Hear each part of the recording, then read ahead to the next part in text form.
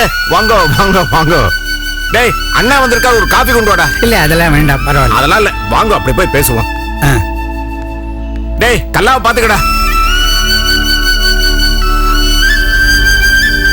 சொல்லுங்க என்ன விஷயம்? இத்தனை வயசுக்கு அப்புறம் எனக்கு வேலைக்கு போகணும்னு தோணித்து. உங்களுக்கு வேலைக்கு போகணும் தோணித்தே, அதுவே நல்ல விஷயம்தான். எங்க போய் வேலை கேட்கறது, என்ன வேலை கேட்கறதுன்னு ஒன்றும் பிடிபடல.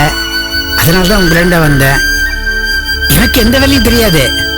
ஏதாவது வேலை போட்டு கொடுத்தேன்னா டக்குன்னு கத்துட்டு செய்வேன். எந்த வேலையும் தெரியாதவான்னு யாருமே கிடையாது. தனக்கு என்ன வேலை தெரியும்னு தனக்கே தெரியாதவதான் நிறைய பேர் இருக்கா.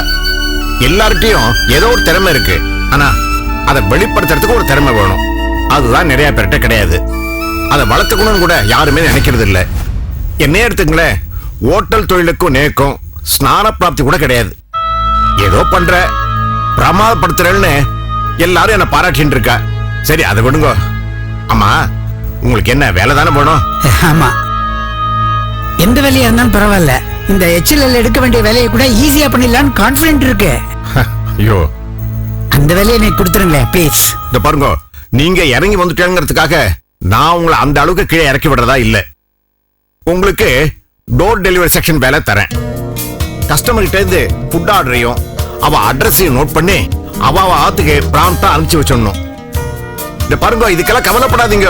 ஒரு 4 நாள் பழகினா ஜமாச்சிடலாம். இந்த பாருங்க, 4 வேளை இங்கேயே சாப்பிட்டுடலாம். சாப்பாடு போட்டு பர் டே 150 தருவோம். என்ன சரிதானே? ரொம்ப சந்தோஷம். பாருங்க, நீங்க வயசுல பெரியவா. நீங்க என்ன விட மனசுல பெரியவா.